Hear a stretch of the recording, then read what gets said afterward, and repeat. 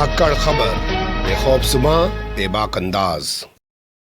धाकड़ खबर में आपका स्वागत है। मैं आपके साथ हूं अकरम रेस खान। पिछले 2-3 दिन के अंदर एक बड़ा घटनाक्रम आर्मी को और एयरफोर्स को लेकर सामने आया है, लेकिन भोपू मीडिया की, जैसे आप आधा जानते हैं, वो खबरें आपसे ताल्लुक़ रखने वाली नहीं बताता है, दूसरी चीज़ों पर रात दिन गीत गाता रहता है। इस कारण ये खबर आपके सामने नहीं गुजरी होगी, लेकिन हम लोग इस खबर को जिम्मेदारी के साथ आपके सामने रखने जा रहे हैं। CDS chief defence of staff यानी कि मिस्टर बिपिन रावत, जब उनका जो पद क्रिएट किया गया था तो कहा गया था कि वो तीनों सेनाओं के बीच में सामंजस्य बैठाने की कोशिश करेंगे, लेकिन फिलहाल उन्होंने ऐसा बयान दे दिया जिसको लेकर एयरफोर्स जो है खासी नाराज हो गई है। CDS ने कहा है कि एयरफोर्स पूरी तरीके से सेना नहीं है, वो जो सेना है मैन आर्मी, उसकी सहयोगी विंग है। तो क्या वाकई में एयरफोर्स एक सहयोगी विंग की तरह काम करती आई है आज तक? क्या वाकई में वो जो सहयोगी विंग ही है, एक तरीके से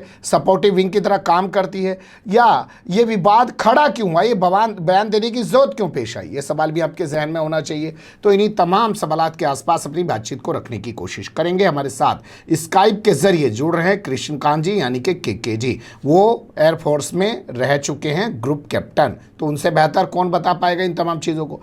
बहुत शुक्रिया सर वक्त देने के लिए। धन्यवाद। और खासकर इस विषय पर हमारे श्रोतागण जरूर समझेंगे इस बात को। हमारी कोशिश होगी कि मिनिमम टेक्नोलॉजी के साथ बिना गहराई में जाए हुए हम इस चीज को स्पष्ट कर पाएं कि यह मसला क्या है। जी बिल्कुल बेहतर आपने कहा। हम टेक्निकल चीज़ों में नहीं जाना चाहेंगे, लेकिन जो मुद्दा है वो तो क्लियर हो। अभी तक हम समझते आए थे कि आर्मी अलग है, एयरफोर्स अलग है, नेवी अलग है, ये अलग बात है, तीनों एक साथ मिलकर देश की रक्षा के लिए काम करती हैं। लेकिन ये कह देना CDS बिपिन रावत का कि एयरफोर्स तो जी हमारी सपोर्टिव विंग है, ये कैसे देखते हैं आप? देखिए, आर्मी के हिसाब से कहें तो आर्मी में मुख्य रूप से दो तरह के फोर्सेस हैं। एक सपोर्ट करने वाले, जैसे लॉजिस्टिक है या सिग्नल जो करते हैं या सप्लाई करते हैं, और दूसरे आर्म्स, वो जो सीधे की सीधे लड़ाई करते हैं, जैसे इन्फेंट्री हुआ, आर्मर्ड यानी टैंक करके हुए। उस नजरिया से इस चीज को देख रहे हैं। आपने अच्छा कहा कि CDS को बनाया गया था, वह एक तरह से कोऑर्डिनेटिंग हेड थे, लेकिन अब ऐसा लग रहा है कि वो अब तीनों विंग पर, आर्मी के तो थे ही थे, तीनों विंग के ऊपर वह पूरी तरफ से एक तरह से कब्जा करना चाहते हैं, वह उसके ऊपर आधिपत्य जमाना चाहते हैं। और खासकर इस स्टेटमेंट का अभी के वक्त में, जबकि हमारे पश्चिमी और उत्तरी फ्रंट पे, हमारे बॉर्डर पे सिचुएशन कुछ बहुत अच्छा नहीं है, हमारे देश के अंदर भी गड़बड़ियां हैं, और इस तरह का बिना मतलब का एक स्टेटमेंट देना और एयरफोर्स को एक सपोर्ट में ले लेना। एयरफोर्स मुख्य रूप से फाइटर का वो है जिसके 30-40 स्क्वाड्रन हमारे पास है, और नए नए आ ही रहे, उसकी चर्चा हम पहले भी कर चुके हैं। और उनको एक सपोर्ट में ला देना, यानी इसका बंटवारा अपने आर्मी के जो तरीका है उनका अंदर का, उसको एयरफोर्स और नेवी पे, खैरियत है कि नेवी पे उन्होंने कुछ नहीं कहा, और इस तरह से उन्होंने अननेसेसरली एक बिकरिंग पैदा की, इसका कोई मतलब नहीं है। तो उन्होंने अननेसेसरी एक तरीके से पैनिक क्रिएट किया है, इसके ज़्यादा और ये कुछ नहीं है। लेकिन मैं कुछ चीज़ों को और तरीके से भी समझना चाहता हूँ। ये सरकार 2019 में जब जीती, जब एयरफोर्स ने जाके बालाकोट में एयर स्ट्राइक कर दी, तो कैसे हम सिर्फ एयरफोर्स को सपोर्टिव विंग मान सकते हैं? नहीं, यह गलत है उनका कहना। हमारे चीफ ने, भदौरिया ने सही कहा कि यह गलत बात है, यह सही नहीं है। और वैसे भी दो देशों में जब लड़ाई होता है, भारतीय वायुसेना या किसी भी देश की वायुसेना, अंदरूनी युद्ध में ज्यादा उसका महत्व नहीं होता केवल हेलीकॉप्टर छोड़ दें, या वहां पे सपोर्ट में आती है। मान लीजिए कोई नेचुरल कैलामिटी आता है, बाढ़ आ गया, भूकंप आ गया, तो हेलीकॉप्टर ट्रांसपोर्ट वो सारी मदद करते हैं।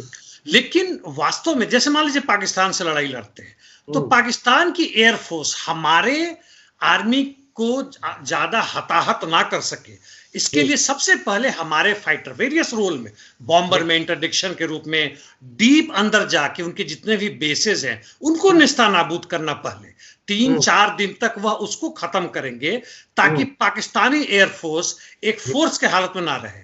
नंबर 2, उनके जो आर्मी जो कॉलम बढ़ रही है, उनकी जितने सपोर्ट लाइन है, लॉजिस्टिक, कम्युनिकेशन, उसको नेस्तनाबूद करें। उनके जितने भी गढ़ हैं, खास खास जगह पर उन्होंने जमा कर रखा है, उसे खत्म करें। और उसके बाद से लास्ट में जब दो आर्मी एक साथ लड़ रही होती है, तो नीचे से कम्युनिकेट करके हमारे आर्मी के मदद से हम उसके इमीडिएट जो लड़ रहे हैं उसको करते हैं। तीसरा पार्ट में आता है। तो केवल यह कह देना कि हम एक, और पता नहीं उनके मन में क्या था, वो शायद एयरफोर्स के ऊपर भी पूरी तरह से इसी तरह अधिकार चाहते हैं जैसे उनका आर्मी विंग के ऊपर है। और पोर्ट ब्लेयर में चले जाए तो वहां पे जो तीनों का जो कंबाइंड फोर्सेज है, वहां नेवी का आधिपत्य जनरल रहता है, क्योंकि मुख्य रूप से वही लोग हैं। तो यह एक खास जगह में, मतलब स्तर पे जरूरत के हिसाब से हो सकता है, लेकिन पूरे के पूरे रूप में भारतीय वायुसेना को, जो कि जिसके पास स्ट्रेटेजिक कैपेबिलिटी है, केवल एक टैक्टिकल सपोर्ट नहीं, इमीडिएट सपोर्ट नहीं है, और उसको एक सपोर्ट सर्विसेज कह देना, केवल मतलब ये एक बदमाशी ही नहीं लग रहा है, बल्कि एयरफोर्स के जितने भी फाइटर पायलट्स हैं, दूसरे लोग हैं जो इसमें शामिल हैं, उनको भी बुरा लगेगा, उनके भी मनोबल के लिए सही चीज नहीं है। ठीक है, मनोबल पे जा रहे हैं, उस पर बात करेंगे, और आपने कहा ये बदमाशी की जा रही है, उस पर भी जाएंगे। लेकिन मैं आना चाहता हूँ राफेल पे। राफेल को लेकर पिछले इतने सालों से इतना हंगामा मचाया जा रहा है, एयरफोर्स इतनी मजबूत हो जाएगी, हमारे पास ऐसी पावर हो जाएगी, दुश्मन देख हमारी तरफ देख भी नहीं सकेगा। ऐसे हालात में सीडीएस का बयान एयरफोर्स को लेकर इस तरीके का देना, जैसा आपने अभी कहा कि मनोबल गिराने जैसा है, और क्या वाकई में उन्होंने शिगुफा छोड़ दिया, जैसे वो समय समय पर कुछ शिगुफे छोड़ते रहते हैं शायद सरकार को खुश करने के लिए? यह संभव है। राफेल पे तो काफी हंगामा है, उसकी डिटेल में ना बातें करेंगे। और अभी 10 आया है, कुछ और भी आ जाए तो 2 स्क्वाड्रन के बराबर बनता है। जो भी जितना महत्व है, राफेल अपने आप में एक बहुत ही महत्वपूर्ण और बहुत ही पावरफुल ऑलराउंड फाइटर एयरक्राफ्ट है। खैर, ये कोशिश ये इनकी हो सकती है, उत्तर प्रदेश में चुनाव हो रहा है, चुनाव और ही जगहों में हो रहा है, 5-6 राज्यों में हो रहा है, लेकिन उत्तर प्रदेश बहुत महत्वपूर्ण जगह है, इसको राजनीति से मैं जोड़ना चाहता हूं। और उसके लिए जरूरी है, क्योंकि उत्तर प्रदेश में जो हालात हैं, वहां जहां मेरी अपनी पर्सनल अंडरस्टैंडिंग है, हमारे संगठन की जो फीडबैक है, उसमें भाजपा की स्थिति बहुत बेकार है। और वहां पे इस तरह करके, यानी बिल्कुल उसको बदल देना, नैरेटिव चेंज करना, ये इसमें जनरल रावत की चालाकी हो सकती है, यह एक प्लान हो सकता है। और उसमें उन्होंने चीफ ऑफ एयर स्टाफ के जो हमारे एयर चीफ मार्शल है, उनका स्टेटमेंट आना, और लोगों के बीच में खासकर इसका रिएक्शन जो 1 रैंक 1 पेंशन वाले जो वहां कर रहे थे, सडनली उनका बदल गया कि ये क्या आगे, आर्मी वाले के कुछ और बात कर रहे हैं, वेटरन्स, एयरफोर्स वाले कुछ और कर रहे हैं। खासकर जो यूपी और झारखंड उत्तराखंड के जो हमारे वेटरन भारी संख्या में पंजाब में है, उनमें एक अलग तरह का बातचीत चल पड़ा है। तो यह जो आप कह रहे हैं वो संभव है। आईएएफ चीफ मिस्टर भदौरिया जो है इसका पूरी तरीके से विरोध कर रहे हैं, लेकिन आपने, क्योंकि आप खुद एयरफोर्स से जुड़े हुए हैं, आपने देखा कुछ अखबार में कोई ऐसे आर्टिकल छपे हों जो रिटायर्ड आईएएफ चीफ हों, उन्होंने कुछ लिखा हो इस बारे में, क्या लग रहा है, मीडिया में क्या हालचाल है? देखिए, इसकी जहां तक बात है, मीडिया में ज्यादा तो नहीं है, सोशल मीडिया पर खासकर ट्विटर और व्हाट्सएप पे मैंने देखा, जो रिटायर्ड एयर मार्शल्स वगैरह हैं, उन लोगों ने भी, भदौरिया के कोर्समेट भी 4-5 एयर मार्शल्स हैं, और बाकी जो उनके लोग हैं, काफी लोग हैं, उन्होंने, कुछ लोगों ने इस पर मजाक बना के छोड़ दिया, लेकिन बाकी लोगों में रोष तो है। सेकेंड वर्ल्ड वॉर से ही, वैसे आप इजराइल आर्म फोर्सेस चले जाएं या चीनी वो चले जाएं, प्लाफ है ना, People's Liberation Army, air force, navy और एयरफोर्स करके होता है। युद्ध के समय में आर्मी का जो चीफ होता है उसका कंट्रोल तीनों ऊपर के होता है, लेकिन युद्ध ना हो सेकेंड वर्ल्ड वॉर के समय से, उस समय से जो ब्रिटिश आर्मी के जो हेड थे या अमेरिकन थे, उनकी कोशिश थी कि एयरफोर्स को हम अपने अंदर लाएं, लेकिन अंततः उन्होंने पाया, वह लॉजिकली माने कि यह technically number 1, morally and organisationally यह एयरफोर्स को कमजोर करने की बात होगी। लड़ाई के वक्त में जो एक्चुअली जो एयरफोर्स के लोग समझ सकते हैं कि किस तरह से हम सपोर्ट करें, आर्मी के लोगों के मदद मांगने के हिसाब से उसका खात्मा हो जाएगा। आर्मी अपने तरीके से मांगने लगेगी, ना कि एयरफोर्स की एबिलिटी को समझ के। तो आज के समय में एक लाइन, आज के समय में यदि जनरल बिपिन रावत ने वह सोच के यह प्रश्न खड़ा किया है, और वह भी कहीं ओपन मंच पर अंदरूनी बातचीत उन्हें करनी चाहिए थी कि भाई मैं समझता हूं इसका क्या निदान हो, वो बहुत गलत चीज उन्होंने की है। कहीं ऐसा तो नहीं है कि एयर चीफ मार्शल जो है मिस्टर भदौरिया वो बेवजह रिएक्शन कर रहे हैं, क्योंकि ना सीडीएस तो ना बनाए ही इसलिए गए हैं कि वो तमाम तीनों सेनाओं के बीच सामंजस्य बैठा के रखें और देश की कानून व्यवस्था सुरक्षा व्यवस्था को लेके जो है अपनी पैनी नजर बनाए रखें। कहीं ऐसा तो नहीं है कि वो बेवजह रिएक्शन करके इस मामले को तूल दे रहे हैं? आर.के. भदौरिया को मैं बहुत अच्छी तरह जानता हूं। वह 56 एनडीए कोर्स के हैं। 1980 में मेरे साथ उन्हें कमीशन मिली थी, यानी मैं उनका कोर्समेट हूं। तो हम लोगों का लंबा एसोसिएशन रहा। ऑफ कोर्स वो फाइटर में, मैं हेलीकॉप्टर में, वह बात अलग है। बहुत ही गंभीर आदमी है यह, और अनावश्यक यह बहस में नहीं पड़ना चाहता है। और खासकर जब से चीफ बने, आपने देखा होगा कि कहीं भी इन्होंने अनावश्यक मीडिया में रहने के लिए बयान नहीं दिया। जो सीडीएस करते आ रहे हैं, वह नेवी के भी वो खामोशी से ही रहते हैं। तो इसलिए इनके प्रोफेशनलिज्म पर सवाल नहीं खड़ा कर सकते हैं। और यह मुद्दा ऐसा उठाया गया था कि ये ना बोलते तो एयरफोर्स के अंदर में फिर बहुत सारे रिएक्शंस होती। उन्होंने एक अच्छा किया, एक प्रोफेशनल की तरह से और एक चीफ के तरह से इन्होंने सही बयान दिया।